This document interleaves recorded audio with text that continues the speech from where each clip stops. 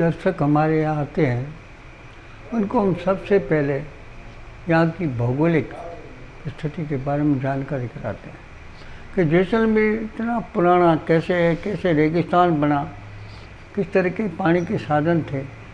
तो उस समय भगवान राम के द्वारा जो पश्चिमी क्षेत्र के सीमांत क्षेत्र के समुद्र का शोषण हुआ था, उसके बाद धीरे धीरे ये क्षेत्र में नदियाँ बहने लगी।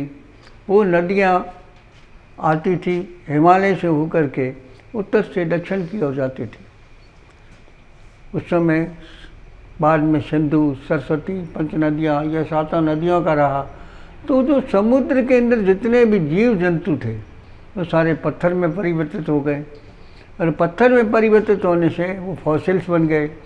तो उसके आधार पर लोग यहाँ पेट्रोल की खोज, इनकी खोज उसकी सारी उसके आधार पर करते हैं। और ये सारे फॉसिल्स हैं जिसके अंदर पेड़ है, पत्थर है, पत्थरों के नमूने हैं, और इसके साथ साथ यहाँ जीव जंतु है, सांगरी है, शंख है, सांप है, छिपकली है। सब तरीके के जो लोग थे वो सारे पत्थर में बन गए, पेड़ों को पत्थर में बन गया। फिर उसके बाद हम यहाँ का इतिहास बताते हैं, राजस्थान का उसका इतिहास कि जैसलमेर जो है बहुत पुराना है। जैसलमेर के अंदर यहाँ व्यापारिक मार्गों से जुड़ा हुआ था। ये जैसलमेर खैबर दरे से होकर पश्चिमी की तरफ जाता था, और इधर देवल बंदरगाह से होकर अफ्रीका के समुद्र मार्ग से व्यापार था।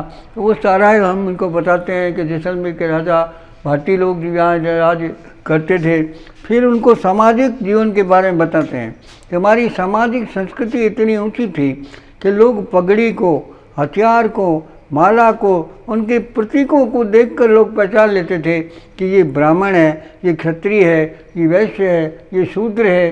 तिलक के माध्यम से लोग पहचान लेते हैं ये कौन सा साधु है, ये निरंजनी साधु है, लाल साधु है, आंतरिक माला है, दंडीधारी है, कोई ये सब उसकी जानकारी कर लेते थे। यहाँ तक कि जब हिंदू और मुसलमानों का हमारे देश में इस्लाम धर्म का उदय हुआ तो उसके बाद लोग मूँछों से जानकारी कर लेते थे कि अगर वो मूँछ ऊँची है तो हिंदू की है, और नीचे की तरफ बड़ी हुई है तो मुसलमान की है। किसी के मूँछ की होती नहीं है, किसी की दाढ़ी होती है। तो उन सारे प्रतीकों से लोग जान जाए कि हमारी हिंदू संस्कृति कैसी थी। फिर ये जो मैंने इकट्ठा किया है, ये राजा रवि वर्मा की पेंटिंग है। राजा रवि वर्मा साउथ इंडिया में त्रिवेंद्र में, केरल में उनका हुआ है। शंकराचार्य जी भी वहाँ हुए हैं। तो उस समय जो पेंटिंगें बनी है उसका हमने इकट्ठा किया है। और ये मिट्टी के राजा जैसल का, भीम का, मूलराज का, कैसिंग का, ये मिट्टी के हमारे मित्र साथी भंवरलाल व्यास जो है उन्होंने अपनी यहाँ की जैसलमेर की लोकल मिट्टियों से इस पेंटिंग का निर्माण किया है, जो अपने आप में एक ऐतिहासिक महत्व की चीज़ है कि जो आदमी के पास जो साधन है, कलर है, और मिट्टियों के माध्यम से उसने ऐसी सुंदर कृतियों का निर्माण कर दिया था। उसके अलावा हमारी संस्कृति कैसी थी, किस तरीके के लोग जीवन जीते थे, एक उच्च कोटि की संस्कृति यहाँ देखने को मिलती है। जिसके अंदर जब हम देखते हैं कि पुरानी टाइम में दिवाली आदि या कोई होता था, घरों के अंदर ब्याह शादी होती थी या घर में अच्छे लोग होते थे तो इसमें दीपक जलाते थे, इसमें तेल डाल देते थे, तेल डाल करके इसको बंद कर देते थे और बंद करके इसको टांग देते थे ताकि तेल यहाँ से आता था और कॉटन यहाँ लगता था, इसमें दीपक की तरह ऊपर चमकने लगता था। सारी रात बड़े छोटे के लिए, गरीब लोगों के लिए मिट्टी के होते थे, पीतल के अच्छे समृद्ध लोगों के लिए होते थे। इस प्रकार की हमारी देश की सांस्कृतिक धरोहर थी। इसी तरह हमारे यहाँ पर ये जामा जिसको फॉरेनर बहुत पसंद करते हैं, वो जैसे इसको साफ करने का है, पाँव को धोने का, इसको मेलखोरा भी कहते हैं। लेकिन वो पूछते हैं मिस्टर शर्मा इसमें घंटी क्यों बजती है? क्योंकि हमारे गांव के अंदर सेपरेट आज की तरह टॉयलेट तो होते नहीं थे, उसमें बहन भी नहाती थी, माँ भी नहाती थी, पत्नी भी नहाती थी। तो अब जब स्त्री स्नान करने के लिए जाए तो उसको उसके माध्यम से मालूम पड़ जाता था कि कोई स्त्री अंदर नहा रही है तो कोई पुरुष उसमें प्रवेश नहीं कर सके। इसी तरह हमारी कई सुरमादानियाँ हैं जो आँख के अंदर काजल करने के लिए, मेकअप के लिए काम में लेते थे। और जो लोग यहाँ पर आते थे उनका स्वागत करने के लिए जो है यहाँ पर ये गुलाबदानियाँ होती थी, जिसके अंदर जब बाराती या घर में आते थे तो उनको गुलाब जल के इत्र से पानी से झड़कर उनका स्वागत करते थे। इतनी ऊंची संस्कृति थी जिसके अंदर आने वाले व्यक्ति का एक स्वागत अच्छी तरह से स्वागत होता है। पान रखने की स्थान अलग, पंखे की डंडियाँ अलग। छोटे छोटे बच्चे जो नहीं सोते थे उनके लिए पंखा बिजली की तरह चलता था ताकि उसको नींद आ जाए। इसी तरह कई प्रकार के यहाँ के जो है तम्बाकू का, अफीम का, क्योंकि जैसलमेर अफीम का बहुत बड़ा केंद्र था खाने के। यहाँ के लिए व्यापार होता था अफीम से। जो पटुओं की हवेली जिन्होंने बनाई है उनका मुख्य रूप से अफीम में व्यापार था। और यहाँ की संस्कृति अफीम के साथ जुड़ी हुई थी, क्योंकि लोगों के पास काम नहीं होता था, इसलिए अमल पी करके लोग अपने समय को बिताते थे। इसीलिए हर सुबह प्रातः घर के आगे ओटे बने होते थे, ओटों के अंदर आगे बस्ता बिछाए करके गद्दे बिछाए जाते थे। इसलिए कवियों ने कहा है, गलियों सिर गद्दल बिछे अमल बटे अप्रमाण, महल जंगी द्रव मानसों समतिया जैशान। जैसलमेर की एक कल्चर थी कि लोग दुश्मन को भी अमल दे करके अपना वापस मित्र बना लेते थे। हमारे यहाँ पर ये बहुत उच्च कोटि की परंपराएं रही है। तो उस समय की जो सरमादानियाँ है, चलिया है ये बच्चों के लिए, ये सारी चीज़ों को मैंने इकट्ठा किया है और को बच्चे लोग और देश विदेश के लोग हमारी संस्कृति के बारे में उसको परिचय हो सके। उसके बाद में हमारे यहाँ पर जो सरस्वती नदी, उसके बाद इंदिरा गांधी नदी, इंदिरा गांधी नहर आई, उनको बारे में बताते कि जैसलमेर का विकास इस समय ऐसे हुआ। इसी के बाद डेजर्ट हो गया, जो मरुस्थल का डेजर्ट है, जो शेखावाटी से लगाकर धार तक फैला हुआ था और ये 44 किलोमीटर लंबा जो था वो क्षेत्र डेजर्ट मरुस्थल क्षेत्र कहलाता है। मरुस्थल क्षेत्र सिंध के मांडव प्रदेश से लगाकर मंडोर तक का, अरावली के उस पास तक, अचलगढ़ तक सारा क्षेत्र मारवाड़ कहलाता था। और यहाँ का पत्थर, ये पत्थर विभिन्न प्रकार के पत्थर हैं। ये पत्थर होता है जिसको हम स्वर्ण मणि कहते हैं, ये काला पत्थर होता है, ये बिछिया पत्थर होता है, ये हाबूर का स्टोन होता है, इसको छींटेदार पत्थर कहते हैं। इन पत्थरों का उपयोग उसमें ताजमहल के अंदर जो बेल बूटे बनाए गए हैं उसके अंदर उसका उपयोग हुआ है। कर्नल टोड ने उसका उल्लेख किया है। उसने क्या है कि स्वर्ण मणि पत्थर है, जिसको स्वर्ण की प्रमाण जिस प्रकार सूर्य की किरणें उस पर पड़ती है तो उसको सोने की तरह वो चमकने लगता है। इसका उल्लेख हमारे कल्याण आदि में भी हुआ है, सूर्यंक में हम देख सकते हैं। हमारी पेंटिंगें थी, हम पद्मिनी की पेंटिंग, ये तीर्थंकरों की पेंटिंग, ये शकुंतला की पेंटिंग, ये राम लोक नृत्यों की पेंटिंग, ये रास की पेंटिंग, ये सारी हाथ की पेंटिंग है जो है गणेश की है, जो मैंने घरों घरों से इसको इकट्ठा किया है। और ये म्यूजिकल इंस्ट्रूमेंट, यहाँ का म्यूज़िक इतना तकड़ा है जितना विश्व के अंदर इसका मुकाबला करने वाले कोई है नहीं। जब स्टूडेंट आते हैं तो हम इनको इसको चालू करके उसमें बताते हैं कि कौन सी सारंगी कैसे बनती है, कौन बनाते हैं, इसका मतलब क्या है, उसमें कितनी तारें होती है, कितना रोंदा है, इस रोंदे को क्या कहते हैं, रोंदा किसे बनाया जाता है। तो वो सारी चीज़ों की जानकारी हम उनको देते हैं म्यूजिकल इंस्ट्रूमेंट के माध्यम से।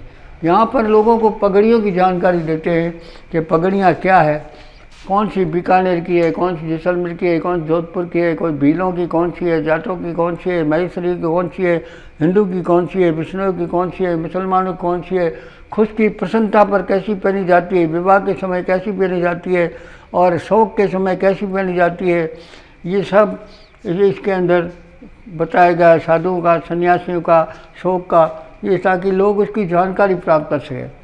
ये चूड़ा, इस प्रकार की चूड़ा हमारी संस्कृति की पहचान है, क्योंकि बाहर के जो ASI आते हैं, चाहे कनिंघम आए चाहे दूसरे लोग आए, तो वो लोग उसमें समझ नहीं पाते। इसलिए अभी एक अखबार के अंदर एक मूर्ति की फोटो छपा, उसके बारे में लोग कह रहे कि ये मूर्ति कोई के पार्वती की है, कोई के डांसिंग गर्ल है, कोई क्या है, क्योंकि उसका मूल्यांकन क्यों नहीं कर पाए, क्योंकि उसकी संस्कृति की उनको पहचान दी थी कि भारतीय संस्कृति में ही केवल मात्र चूड़ा पहना जाता है, तो उस मूर्ति के चूड़ा पहना हुआ था।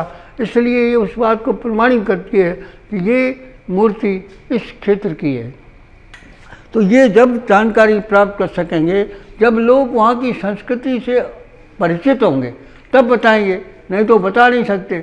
हो जाएगा, गलत हो जाएगा। सोने की और चांदी की कलम के वस्त्र होते थे, शादी होती थी तब वो सोने, असली सोने के गोटे की किनारी के कपड़े पहनते थे। बिश्नोई कौन सा पहनते थे, जाट कौन सा पहनते थे, मुसलमान कौन सा पहनते थे, पुरुष कौन सा पहनते थे, उनकी डिज़ाइनें अलग थी।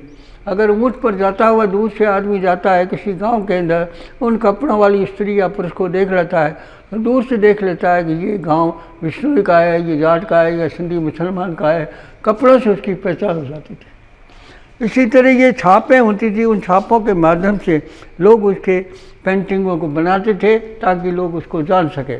और ये पूरा 12वीं शताब्दी से लगा करके आज तक के 22 रजवाड़ों का इतिहास यहाँ पर लिखा हुआ है, चाहे उदयपुर का हो, चाहे जयपुर का हो, चाहे टोंक का हो, चाहे कहीं पर लोग आकर के करौली के लोग वो अपने इतिहास को यहाँ पर पढ़ सकते हैं, देख सकते हैं, अपने राजाओं के बारे में जानकारी प्राप्त कर सकते हैं। ये सारे म्यूजिकल इंस्ट्रूमेंट है जिसमें वो इसको कहते हैं स्ट्रिंग म्यूजिक इंस्ट्रूमेंट। ये श्रीमंडल है और ये एकतारा, तंदूरा, ये सारे तंत्र वाद्य कहलाते हैं।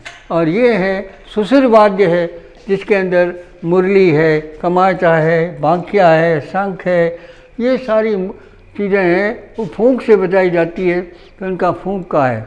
और यहाँ पर ये पुस्तकें, पांडुलिपियाँ, गीत गोविंद जयचंद का लिखा हुआ, इसका बिहारी की विधि विधान, भाषा, महाभारत, रामायण, कला, कामसूत्र, सूत्र, स्वर ज्ञान, कई प्रकार की ज्योतिष, तंत्र, मंत्र, यंत्र पर पुस्तकों का संग्रह है। उन संग्रहों को आज लोग पढ़ नहीं सकते, समझ नहीं सकते। ये मणियों का काम हमारे क्षेत्र में, सिंध क्षेत्र के अंदर देवल से कच्छ को जो चलती थी लखपत, वहाँ से आते थे कच्छ से, और यहाँ पर लोग उसको सौंदर्य बोध के रूप में उसका निर्माण करते थे, इसलिए यहाँ पर वो लगे हुए हैं। और ये म्यूजिकल इंस्ट्रूमेंट है, ये कर्नाराम भील है जो 30 इंच जिसकी लंबे मूछें थी, जिसका गणेश में नाम है, और ये लड़ बजाता था। अलगूंजा, बांसुरी, शहनाई, ये सारे लोकवाद्य सुसिर वाद्य कहलाते हैं, फूंक से बजते हैं। ये करतालें होती है ताल वाद्य के रूप में, जिसको लकड़ी की पट्टिकाओं के रूप में कलाकार जीवंत बना देते हैं। ये चमटा, ये पुराने टाइम में गरीब बच्चों के लिए झुनझुने होते थे जो पेपर मेसी के बनाए जाते थे। ये लकड़ी की भजन भाव के लिए करतालें होती थी। ये सारे चीज़ों का, ये घोड़ों के नचाने के होते थे। ये ताशे बाजे कहलाते थे। यहाँ का जैसलमेर का जो बैंड था उसको किरकट बाजा बोलते थे, उसके अंदर ढोल और बाजों को बजाया जाता था। उसी तरह हमारी ये पशुओं के श्रृंगार, गौरबंद, टंग, पागड़ा, ये सारी चीज़ें बताते कि हमारे ऊँट का कितना महत्व था। लोग ऊँट को सजा कर रखते थे और ये गाते थे, लोग गाने के गौरबंद का गीत गाते थे। और वो कहते थे कि जब मेरा ऊँट मेरे पति को सुरक्षित वापस दे के लेके आएगा तो मैं सबसे पहले ऊँट के गले में डालकर उसका स्वागत करूँगी। और ये गीत हमारे माड़ राग के अंदर केसरिया बालम में भी गाया जाता है। वो गाया जाता है, मरुधर थारे देश में निपजे 3 रतन, एक ढोलो दूजी मारवी, तीजो करियो कसू बलरंग। केसरिया बालम आवो नी, पधारो मारे देश। जब पति यहाँ से दूर चला जाता था तो पत्नी अपने पति के प्रतीक्षा में ऊँट के लिए गौरबंद बनाती थी, मणियों से, मोतियों से सजाती थी और गीत गाती थी कि जब मेरा ऊँट मेरे पति को सुरक्षित मध्य प्रदेश लेके आएगा तो मैं सबसे पहले ये गौरबंद ऊँट के गले में डालकर उसका स्वागत करूँगी। ये लोकगीत हमारे राजस्थान में आज भी प्रसिद्ध है कि लड़ली लूम्बा झुम्बाए, लड़ली लूम्बा झुम्बाए, मारो गौरबंद नखरालो, बदिलो मारो बाबा, छबिलो मारो आहा, रंगीलो मारो गौरबंद नखरालो। इस प्रकार के अनेकों गीत इस क्षेत्र के अंदर मिलते हैं, जिसको गा करके लोग अपने जीवन को करते हैं, क्योंकि कठिनाई एकाकीपन जीवन था और एकाकीपन को जीवन को गा करके लोग उसको निकालते थे। ये हमारे रमतें होती थी, ये रमतों के प्राचीन फोटो है जिसके अंदर लोग आदमी ही औरतों का पाठ करते थे और ये पूरी रात रात पर ये रमतें चलती रहती थी। उसका इसके अंदर ये चित्र है बहुत पुराना। और इसी के साथ साथ यहाँ पर रमतों के खिलाड़ी, ये मेरा चित्र है स्त्री वेश में, ये मेरा चित्र है पुरुष वेश में, ये मैं खुद अपने नाटक था जब करता था। और इसको कावड़ बोलते हैं। ये कावड़िया जाती है, वो लोग कलाओं का गांव-गांव में जा कर के इन लोक कलाओं का वर्णन करते थे, जिसके अंदर वो लोग राम की, लक्ष्मण की, सीता की, श्री कृष्ण की, हनुमान की करते थे। लोग जो रखते थे पैसा डाल देते थे या किताब रखते थे, बाद में उसको इसे बंद कर दिया जाता था। उसको कावड़, इसको हम ट्रेवलिंग टेम्पल आजकल कहते हैं, तो वह आज इस तरीके से चलता था। इस तरह कठपुतली कला तो अपने आप में हर एक को दुनिया को संदेश देती है, शिक्षा देती है। तो यहाँ कठपुतली का रोज़ हमारे यहाँ 6:30 बजे 7:30 बजे कार्यक्रम होता है। उसके अंदर हमारा उद्देश्य रहता है कि हमारी लोक कलाएँ जो विलुप्त हो रही है उसका हम कैसे निरंतर करें। कि काठ की पुतली, रेशम डोरी, अंगली अंगली मेल, नाचे गावे हंसे रुलावे, धोवे मनरा मेल, देख लो कठपुतली का खेल। भौंत भौंतरा रूप बनावे, भौंत भौंतरा खेल, भौंत भौंतरी कथा कहानी, मुक्सु करे उकेल, देख लो कठपुतली का खेल। जीव आत्मा काया माया, जन्म मरण का मेल, कर्म धर्म की डोर बंधी है, सबकी नाक नकेल, देख लो कठपुतली का खेल। कवि नंद पर माँ की कृपा, अद्भुत केंद्र बनाया, दूर दूर से आवे यात्री, बधे प्रेम की बैल, देख लो कठपुतली का खेल। जहाँ पर पट्टिकाएँ हैं, पुरानी टाइम में जो बच्चे स्कूलों में पढ़ते थे लकड़ी के तख्तियों से, उसी से बोर्ड बनाया जाता था, उसी पर लिखाया जाता था, क्योंकि वो साधन किताबों के उसके नहीं थे। फिर इसके बाद में ये पुरानी टाइम के ये लास्ट फोर्ट है जो मोहनगढ़ का फोर्ट है। इसके बाद में फोर्ट बनने बंद हो गए। ये स्कूल है, उस समय मारवाड़ी स्कूलों में लोग पढ़ते थे। ये पटवा फैमिली के लोग थे जो वहाँ पर आप रहते थे, उनका चित्र है बहुमूल्य सांस्कृतिक। ये बाबूजी की पढ़ कहलाती है। बाबूजी ने गायों के लिए अपना बलिदान दिया था। अपने विवाह की मंडप से उठ करके उन्होंने जा कर के देवली चारणी का रक्षा की थी। ये पुराने तारे हैं जो घरों के अंदर लगाए जाते थे, बनाए जाते थे। ये पंखे बनते थे। गर्मी के दिनों में लोग पंखों का बड़ा महत्व था। माँ लड़की को दहेज में बना करके सुंदर मणियों का बना करके देती थी। दूसरा, घरों के अंदर दिवाली के अंदर बंधन मालाएँ लगती थी। घरों के अंदर ऊपर घर के आगे उसको लगाया जाता था, जिसको स्वागत द्वार के रूप कहते थे। और इधर लाभ, शुभ लाभ आदि लिखा जाता था। ये होता था।